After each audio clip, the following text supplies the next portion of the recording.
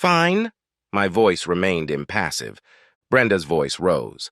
Fine. Did you hear what I said? Yes, dear. You're going on a date with another man this Friday. And you're okay with that?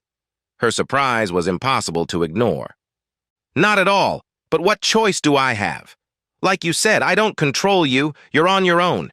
Your voice and facial expression tell me you're determined to go through with this. So what choice do I have left?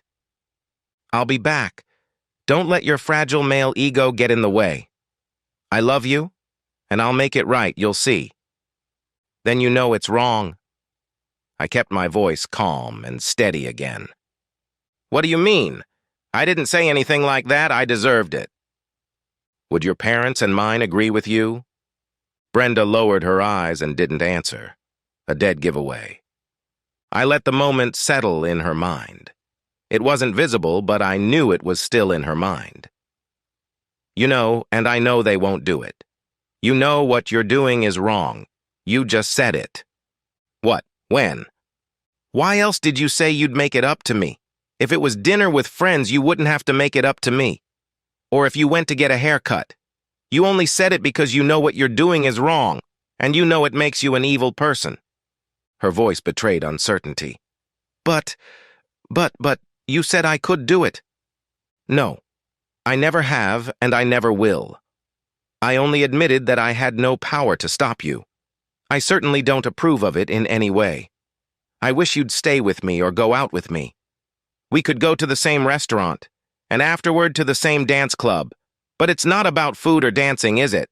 You prefer company, and that company isn't me. You want that what's-his-name man, am I right? Again, the upturned head and silence. What's his name, then? It doesn't matter. It doesn't matter. I'm not going to argue about it. Just know this. I don't want you walking around with Mr. Pussyhound, and meeting him on Friday will have consequences. What consequences? Like you with Mr. Hound, I'm not saying. You're not only beautiful, you're smart. I keep telling you those two things. Apparently you think I only say it because I have to. I don't. I say them because I mean them. I leave it to you, smart woman, to guess for yourself the consequences of going out with Mr. Pussyhound on Friday instead of me. You're bluffing. You love me. You always give me what I want. Well, I want it, and like I said, I'll come back, and we'll love each other and grow old together.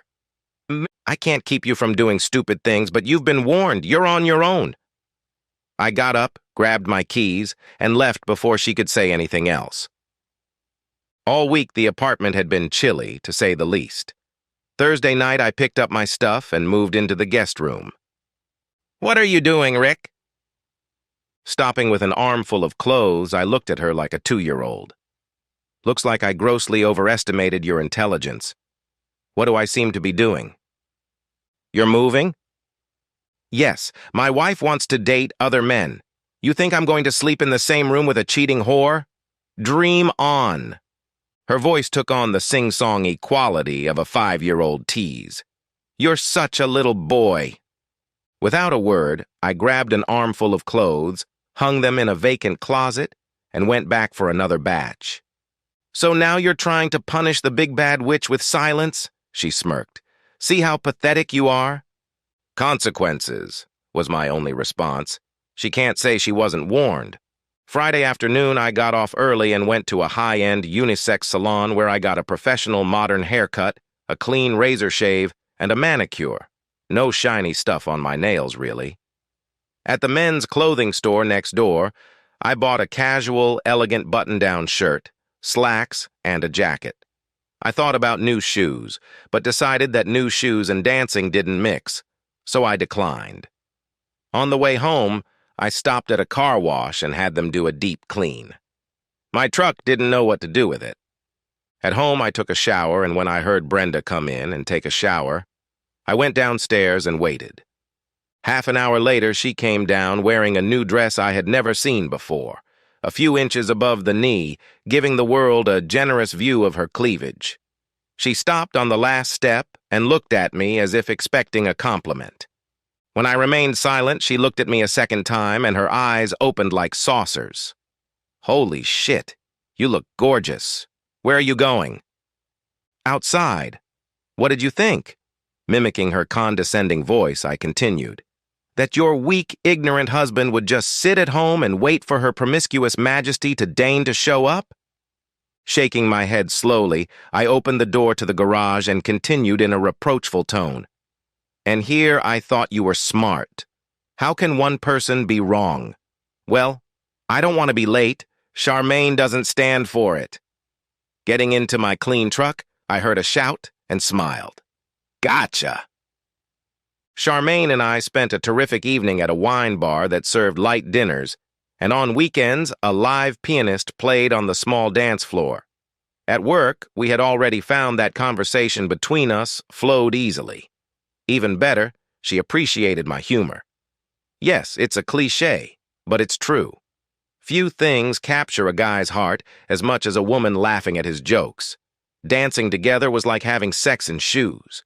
We matched each other, and more than once our lips touched ears, cheeks, and lips. Our bodies exuded magic as we pressed against each other. However, we both knew that I was still married and understood what that meant and what it didn't mean. So we spent a long, leisurely evening sipping wine and letting our eyes play flirtatious games with each other as we chatted. Brenda, as I said, is beautiful and passionate. However, the flip side of passion is jealousy, and I was almost certain that the thought of me fondling Miss Dee Charmaine would drive her crazy and ruin the wonderful time she was looking forward to spending with her new and lustful Mr. Pussyhound. When I dropped Charmaine off at her apartment, she did me the favor of dropping a drop of her perfume on my shirt and smeared her freshly painted lips on my shirt collar, neck, and cheek. Kissing me on the cheek, she wished me good night. Go get her, Tiger. We laughed as I got in my truck and headed home. It was barely 10 when I walked into the Big Chill. Where the hell have you been? None of your business, I replied nonchalantly. You never told me where you went with your anonymous Mr. P. Hound. I'd ask if you used condoms, but I don't care if you're rotting from the inside out anymore because I'll never touch your lecherous, cheating body again. So I don't care where you went, what you did, or who you were with. I had a wonderful time, and I'm very grateful to you for it. What do you mean, thank you? Don't you see? If you hadn't gotten the stupid idea to open our marriage, I never would have had the chance to get to know Charmaine better. What a woman. Hot, hot, hot. So thank you, darling. Ah! Brenda screamed at the top of her lungs, making me wonder if the neighbor would call the police. You know I hate that bitch. Why do you think she was the first person I called? She stared at me, stunned. What? What did you say? Once again, I seem to have overestimated your intelligence. Pull yourself together for a second. This isn't rocket science.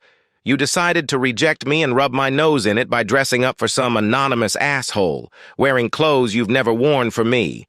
And you're surprised when I follow your lead? You renegotiated the terms of our marriage without my objection, and I just did what you did.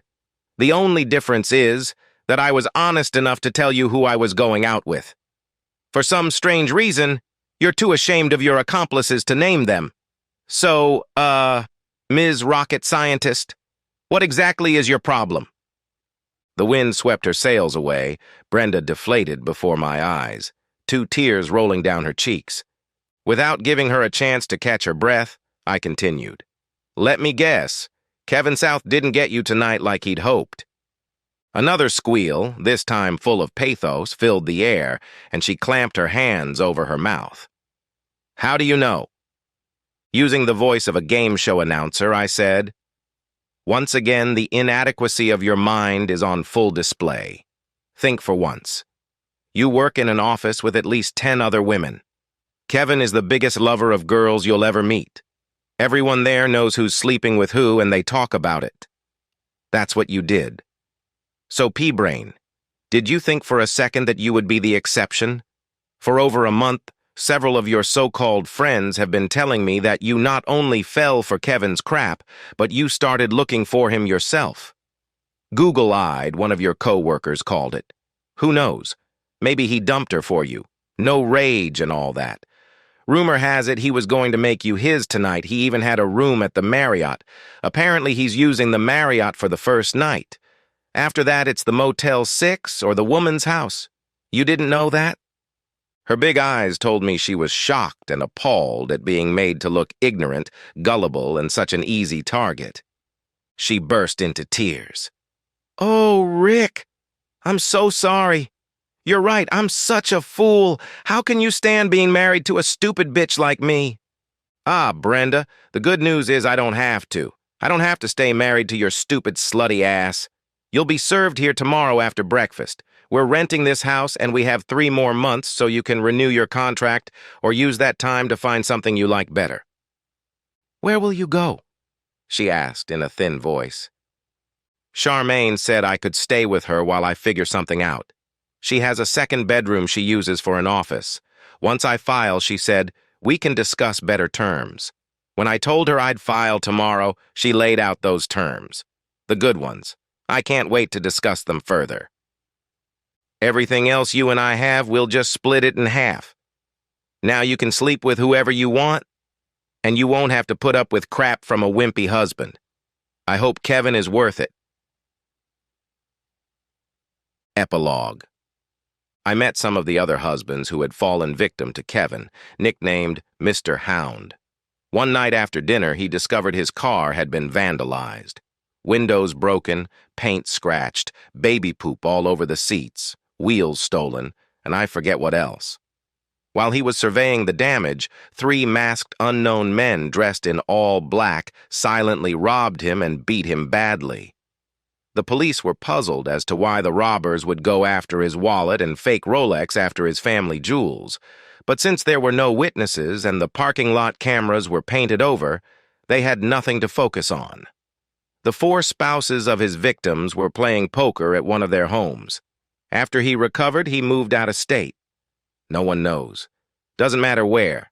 Brenda moved, found an apartment, but when she realized I was happily attached to Charmaine, she moved out of state, too. I never saw her again. I stayed with Charmaine for a while longer, but we mutually decided that short-term pleasure didn't necessarily lead to long-term compatibility, so I moved out and found a townhouse closer to work. As I got older, wiser, and fitter, I found common ground with a coworker at the gym I frequented. One thing led to another, as these moments usually do, and I found happiness with a man who had real brains between his ears and loyalty in his heart.